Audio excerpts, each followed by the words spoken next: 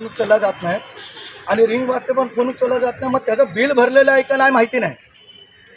आणि त्याच्यात मी तावडे साहेब उपायुक्त आहेत ना, उपायुक्त त्यांना तावडे साहेबांना फोन लावला होता. ते तावडे साहेबांनी सांगितलं, मी आत्ता बैलभरातनं फोन लावला, त्यांनी सांगितलं की मी त्यांना सांगतो तुम्हाला नंबर देतो एकाचा. त्यांनी डायरेक्ट फोन कट केला. मग ही राम भरोसे आहे का महानगरपालिका?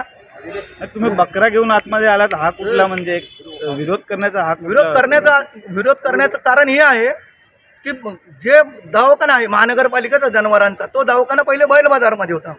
त्याच्यानंतर तो दवाखाना कुठं गेला, तो माणूस कुठे विचारणार? आपत्कालीनला विचारणार. सुरक्षा रक्षक कॅबिनला फोन करून सर्व नंबर मिळतात. पण आता कमीत कमी महिन्याच्या वर झालं फोन नंबरच भेटत नाही, फोन उचलला जात नाही. मग माझं म्हणणं आहे की सुरक्षा रक्षक कॅबिनचं टेलिफोनचं बिल भरलं गेलं नाहीये का उपायुक्ताचं बिल भरलं नाही म्हणून यांचं बिल भरलं नाही का कळत नाही. मग कुणाला महानगरपालिकेच्या करदात्यांनी कुणाला दाद मागायची, हा मोठा प्रश्न आहे. तुमची मांग काय? मांग काय नाही, हीच मांग आहे की सुरक्षा रक्षकाचं काम हे चुकीच्या पद्धतीने चाललेलं आहे आणि त्याच्यात उपायुक्त यांचंही काम चुकीच्या पद्धतीने चाललेलं आहे.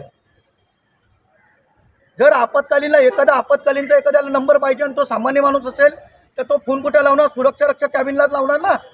आणि अनेक वेळा आम्ही फोन करून हे नंबर घेतो सुरक्षा कॅबिनमधून, पण राहिली गोष्ट आता नंबरच भेटत नाही, फोनच उचलला जात नाही. कोणार्क, अपना शहर अपनी बातें.